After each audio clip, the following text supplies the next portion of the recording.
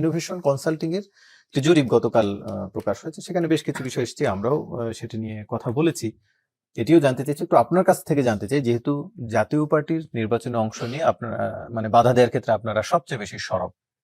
Consulting এর জরিপে যেটি এসছে, প্রায় 45% মানুষ পক্ষে বিপক্ষে যারা আওয়ামী লীগকে নির্বাচনে দেখতে চায়, এবং আবার বিপক্ষেও রয়েছে একই সংখ্যক মানুষ, একদম দশমিক অল্প কিছু পার্থক্য রয়েছে।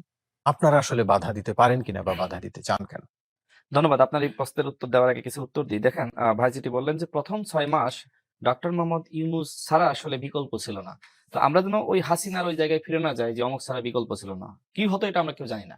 বাট আমরা যেভাবে আসলে হাসিনার পতন ঘটিয়েছি, তখন কিন্তু ডক্টর মোহাম্মদ ইউনূস ছিল না। আমরা সবাই মিলে যদি জাতীয় সরকারের সিদ্ধান্ত নিতে পারতাম, তাহলে আজকে যে ব্যর্থতার কথাগুলো বলছি, দেখেন সবাই মিলে যখন সরকারে থাকা হতো, সবাই মিলে সংস্কার বিচারটা কিন্তু আমরা ভালোভাবে করতে পারতাম, এমনকি সবাই মিলে নির্বাচনটা গ্রহণযোগ্য করতে পারতাম। সুতরাং তিনি ছিলেন না, তিনি না থাকলে অনেক কিছু খারাপ হয়ে যেত, এই কথাগুলো বললে আমাদের ওই যে এক না একতন্ত্রের চিন্তার জায়গাটা চলে আসে। দ্বিতীয়ত, উনি আরো বললেন যে তিনি ঢাল হয়ে বাংলাদেশকে রক্ষা করেছেন। আমি এটা স্বীকার করি যে তার আন্তর্জাতিক গ্রহণযোগ্যতা আছে, সেটা আমাদের জন্য কাজে দিয়েছে। কিন্তু আমার প্রশ্ন হলো যে তার কাছে আমাদের যে আস্থা বিশ্বাসের জায়গাটা ছিল, সেটা তিনি কতটুকু রক্ষা করতে পেরেছেন? এনসিপির শীর্ষ পর্যায়ের নেতারা যারা রয়েছেন, তারা কিন্তু অনেকেই বলেন যে ডক্টর মোহাম্মদ ইউনূস জুলাইয়ের বিরুদ্ধে অবস্থান নিয়েছেন। আমি শুনেছি, ভাইও জানে, এমনকি ইসলামী আন্দোলনের নেতারাও বলে। এখন জামাতের নেতারা ডক্টর মোহাম্মদ ইউনূসের সব থেকে বেশি প্রশংসা করছে, কিন্তু আমরা যখন সমালোচনা করেছি, তখন জামাত এবং শিবিরের নেতারা আমাদের সব থেকে বেশি গালি দিয়েছে। দেখেন, এখন জামাত, শিবির, ইসলামী আন্দোলন, সরকার আমাকে এত গুরুত্ব দিচ্ছে, তখন তো ব্যাপক প্রশংসা করেছেন। আর এখন সরকার এত খারাপ হয়ে গেল, জামাতের কোনো নেতা হুমকি দিচ্ছে যমুনা ঘেরাও করবে। তো আপনারা যমুনা তো শুরুতেই ঘেরাও করতে পারতেন। ওই সময় সরকারের সুযোগ সুবিধা নিয়েছেন, বিভিন্ন জায়গায় নিয়োগ দিয়েছেন। আর এখন সরকার হয়ে গেছে খারাপ, আপনাদের পেয়ার মানছে না এই জন্য। এখন ভাই যেটি বললেন যে দুইজনকে, উনি জানতেন না যে ওনাদের একজনকে নেওয়ার কথা, আরেকজনকে কেন নিল উনি জানতেন না। আমি যতটুকু জানি যে এনসিপি এবং জামাতের পক্ষ থেকে সরকারকে প্রচন্ড চাপ দেওয়া হয়েছে, যদি আরেকজনকে অ্যাড না করা হয় তাহলে এনসিপি এবং জামাত এটাকে বয়কট করবে। এই কারণে সরকার বাধ্য হয়ে আরেকজন করে অ্যাড করেছে। তারপরে তিনি বললেন যে এই মুহূর্তে বাংলাদেশে 3টা বলয় আছে, বিএনপি, জামাত, এনসিপি। দেখেন, এইটা আসলে সরকারের প্রতিষ্ঠিত বলাই। এনসিপি নিজেকে নিজে প্রতিষ্ঠিত করতে পারেনি। সারা দেশে আপনি খোঁজ নেন, নাহিদ ইসলাম নিজে বলেছে যে আমাদের যে সম্ভাবনা ছিল, সেটার পুরোটা আমরা আসলে বাস্তবায়ন করতে পারি নাই, আমরা ওইভাবে সংগঠনটা তৈরি করতে পারিনি, এবং এটা বাস্তব।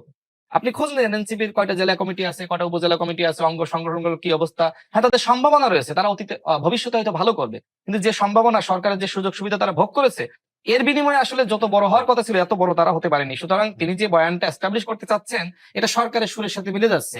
এই কারণে কিন্তু মানুষ বলে যে এনসিপি হচ্ছে সরকার ঘনিষ্ঠ দল বা সরকারের আশীর্বাদে গড়ে ওঠা দল।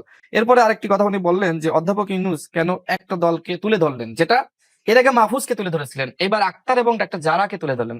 দেখেন, এনসিপি যে সরকার ঘনিষ্ঠ দল, এটার প্রমাণ কিন্তু ডক্টর মোহাম্মদ ইউনূস বারবার দিয়ে যাচ্ছেন। তো এই প্রমাণ তো রাশেদ খানকে দিতে হবে না, বাচ্চু ভাইকে দিতে হবে না।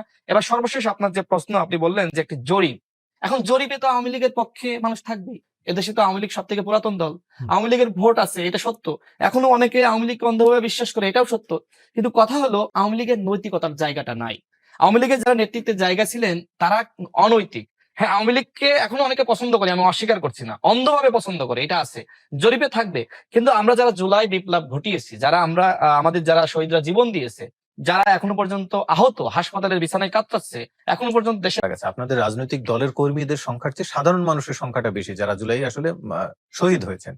তো সেই সাধারণ মানুষ যদি মনে করে যে হ্যাঁ, তাদের সাথে অন্যায়ের পরও তারা আওয়ামী লীগকে ভোটে দেখতে চায়, কিন্তু তারা ভোট দিয়ে আবার প্রত্যাখ্যান করবে, যে তাকে ভোটে হয়তো নাও দিতে পারে, সেটিও তো হতে পারে। তাহলে কিন্তু ভোটে আসতেই দিবেন না। জরিপে যারা ভোট দিয়েছে আওয়ামী লীগকে, তাহলে অ্যানালাইসিস করতে হবে তারা কি আওয়ামী লীগের কর্মী নাকি আসলে সাধারণ মানুষ। তো এই অ্যানালাইসিস করলে আমরা বুঝবো কোন সাধারণ মানুষ আওয়ামী লীগের পক্ষে রায় দিয়েছে। আওয়ামী লীগের পক্ষে লোক আছে, আমি তো অস্বীকার করছি না, কিন্তু কথা হলো সেই লোকগুলোকে রাজপথে নেমে বলছে যে আমরা আওয়ামী লীগকে, সাধারণ মানুষের কথা যেটি আপনি বললেন যে আমরা আওয়ামী লীগকে চাই। দেখেন, আওয়ামী লীগ যে অপরাধটা করেছে, মনে করেন যে আমাকে খুন করা হয়েছে 5 জন মানুষ মিলে, কেউ আমার গলায় ছুরি চালিয়েছে, হাত ধরেছে, পা ধরেছে, মাথা ধরেছে। ঠিক একইভাবে বাংলাদেশের গণতন্ত্রকে হত্যা করেছে, ছুরি চালিয়েছে গলায় কে? আওয়ামী লীগ। জাতীয় পার্টির 14 দল মিলে হাত পা মাথা ধরেছে। তো এখন বিচার তো সবার হইতে হবে। আমরা কি বলছি? বিচারটা করেন। বিচার শেষ হওয়ার পরে যদি মনে হয় যে আওয়ামী লীগের অমুক নেতা কর্মীরা কোনো অন্যায় করে, তারা আলাদা নামে দল গঠন করে বাংলাদেশের রাজনীতি করবে, ঠিক জাতীয় পার্টির 14 দল। আমরা বলছি না যে চিরতরে তাদেরকে নিষিদ্ধ করেন, কিন্তু বিচারের আগে তাদের সাংগঠনিক কার্যক্রম নিষিদ্ধ করতে হবে, এবং বিচারের মাধ্যমে একটা চূড়ান্ত ফয়সালায় যেতে হবে। বিচারের পরে সিদ্ধান্ত নেওয়া হবে আওয়ামী লীগ, জাতীয় পার্টি, 14 দল বাংলাদেশের রাজনীতি করতে পারবে কি পারবে।